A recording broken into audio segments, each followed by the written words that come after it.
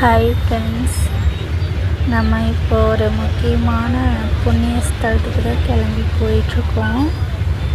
பஸ்ஸில் தான் நம்ம இப்போ கிளம்பி போயிட்டுருக்கோம். உக்கடம், கோவை உக்கடத்துலேருந்து கிளம்பியாச்சு. பாருங்கள்,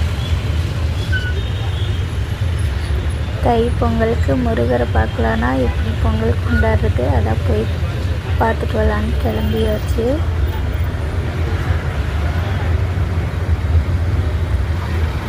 அங்கே போயிட்டு உங்களுக்கு ஃபுல் வீடியோ நான் அப்லோட் பண்ணுறேன் ஃப்ரெண்ட்ஸ். Okay, bye friends.